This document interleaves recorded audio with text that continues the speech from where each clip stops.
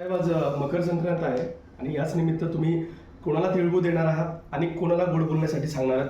झालं गेलं विसरून जा असं कोणाला सांगा. आज मकर संक्रांतीच्या सर्वांना शुभेच्छा. खरं तर महानगरपालिकेच्या निवडणुकीमध्ये राजकीय पक्षाने एकमेकाचे पूर्ण वाबोडे काढले, कपडे उतरवणं ज्याला म्हणतात ते केलेलं आहे. परंतु हा सण असा आहे की त्यांनी एकमेकाला गोड बोललं पाहिजे. मला जर सांगाल तर मी संजय राऊतला तिळगुळ देईल, कधीतरी गोड बोल बाबा. इतरांचं काय होईल, परंतु त्याने सुद्धा आजपासून गोड बोलावं अशी त्यांच्याकडून अपेक्षा आहे. संभाजीनगरमध्ये साहेब कोणाला तुम्ही देऊ इच्छित आहेत? जसं की दानवे असतील, खैरे असतील, असं तुमच्या पक्षात आज गोड बोलण्याचा दिवस आहे? नाही, मी यांना ज्या संभाजीनगरमध्ये तर मी खैरेंना देईल. कारण की खऱ्या अर्थानं थोडा ज्या काही माणुसकी किंवा निष्ठा ज्या राहिल्या त्या चंद्रकांत खैरेंकडे आहे, म्हणून त्यांना माझ्या शुभेच्छा आहे. दानवेंकडे माणुसकी निष्ठा राहिलेली नाही. आता ते काय समजायचं समावेश काढा, परंतु खैरे त्या बाबतीमध्ये खऱ्या अर्थानं सोबर आहे.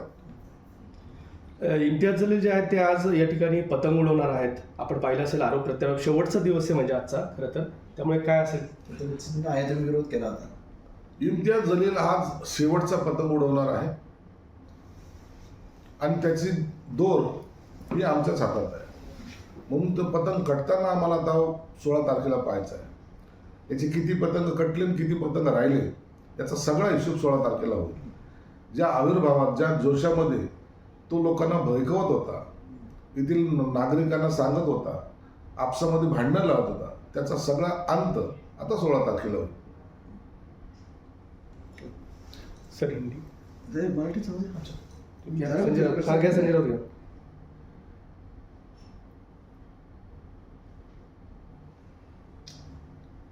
निवडणूक आयोगानं सत्ताधाऱ्यांना आजचा दिवस दान दिलाय असं संजय राऊत म्हटले.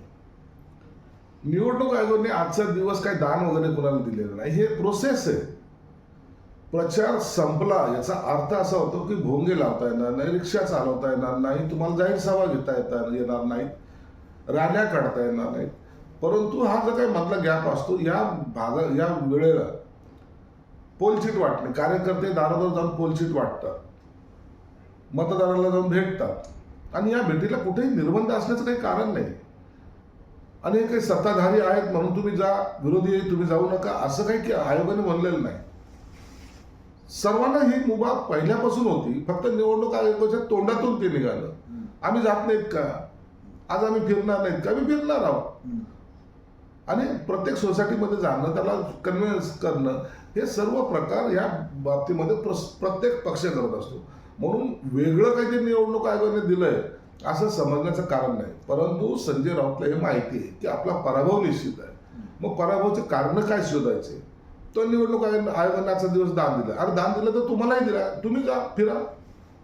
म्हणून एकतर्फी जे बाजू लढवण्याचा जो प्रयत्न करतोय संजय राऊत, त्याला वाटतं की आपण याच्यामध्ये सक्सेस होऊ. मग पराभवाच्या कारणामध्ये पुन्हा निवडणूक आयोग हे कारण आहे असं दाखवण्याचा त्याचा प्रयत्न आहे. ते असंही म्हणाले की पैशांचं वाटप केल्याशिवाय शिंदेची शिवसेना आणि भाजप जिंकू शकत नाही. आता हे त्याला नवीन पडलेलं स्वप्न आहे.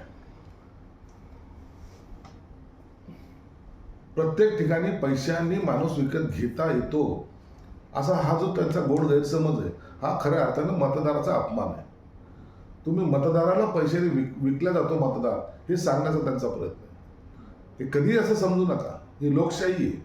या लोकशाहीमध्ये प्रत्येकाला आपलं मत नोंदवण्याचा अधिकार आहे. म्हणून पैशाने कोणी विकत घेतलं जाईल मग तो मतदान करेल असं असतं तर ह्या अडाणी अंबानी देशाचे पंतप्रधान झाले असते. म्हणून पैशावर लोकशाही चालत नाही, तर तिथं बाबासाहेब आंबेडकरांच्या घटनेवर चालते. संजय राऊत असं म्हटलेत की शिंदे साहेबांना उद्देशून की गणेश नाईक यांना आव्हान आहे की पुढे टाकू नका. काय संजय राऊत बोलेल त्याचा काही नियम नाही. आपलं ठेवायचं झाकून आणि लोकांचं पायचं वाकून ही पद्धत या संजय राऊतची चालली. तो आपलं बघ ना, आपल्या घराचा सत्यानाश चाललाय त्याच्याकडे लक्ष दे ना. एकनाथ शिंदे काय करतायत, मग गणेश नाईक काय बोलले, त्यांच्या दोघात कसा कंगीतुरा लागला, ह्या सगळ्या चौकशी तुला करायच्या कशासाठी? राजकारणामध्ये का कोण कुणाच्या विरोधात बोलतोय? तुम्ही त्या राजसाहेबांच्या विरोधात काय बोलत होते? काय काय शब्द वापरले होते? लोक विसरलेत का? राजसाहेब सुद्धा उद्धव साहेबांबद्दल काय बोलले होते हे लोक विसरलेत का? म्हणून आता लावलं तो व्हिडिओ, आता तुमची वेळ आलेली, तुमचा व्हिडिओ आता लोकांना दाखवावा लागणार आहे. म्हणून इतरांवर टीका करण्यापेक्षा आपण आपल्या घरामध्ये काय दुरुस्ती करायचं याच्याकडे लक्ष दिलं पाहिजे. ते असंही म्हटले की अजित पवार आणि एकनाथ शिंदे यांना देवेंद्र फडणवीस धमक्या देत आहेत, जर आम्हाला सोडून दुसरीकडे गेले तर काय होऊ शकते असा इशाराही मुख्यमंत्री या दोघांना देत आहेत. मुख्यमंत्र्यांचं आणि यांचं काय आहे याच्या भानगडीत तुम्ही पडू नका. आणि आम्ही खंबीर आहोत. आम्हाला कोणी धमक्या देऊ शकत नाही आणि आम्ही कोणत्याही धमक्याला घाबरत सुद्धा नाही. आम्हाला महायुतीमध्ये मिठाचा खडा टाकण्याचं काम तुम्ही करू नका.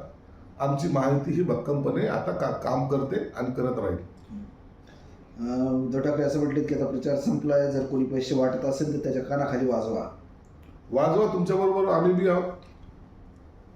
पैसे वाटत असेल तर तुम्हीच काय, आम्ही पण आहोत ना. परंतु तुम्ही असं एकंदर बोट असं दाखवतायत की शिवसेना भाजपचे लोक पैसे वाटतायत आणि तुम्ही गपचूप घरी बसलेल्या. आम्ही तुमच्या बरोबर आहोत. चला, जो पैसे वाटत असेल त्याच्या कानाखाली मारण्याची आमची बी तयारी आहे. एक आहे तर सेफ आहे, ठाकरेच बेस्ट आहे, असा देखील नारा संजय राऊतांनी दिलाय. एक है तो सेफ आहे हे फार उशिरा सुचलेलं शहाणपण आहे. हेच काही वर्षापूर्वी जर कळालं असतं, 19ला कळालं असतं तर 22चा उठाव झाला नसता.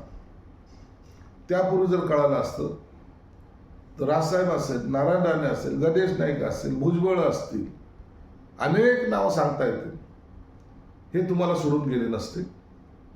म्हणून आता एकाचे अनेक झालेले तुकडे याला जबाबदार कोण याच्यावर चिंतन मनन त्यांनी केलं पाहिजे. घरोघरी प्रचार हा आचारसंहितेचा खेळखंडोबा असं सपकाळ यांनी टीका केलेली निवडणूक आयोगावर. घरोघरी प्रचार म्हणजे आचारसंहितेचा अरे हे खेळखंडोबा. पहिल्यापासून होत आलेलं आहे. यांचे डोके काही खराब झालेत का काय?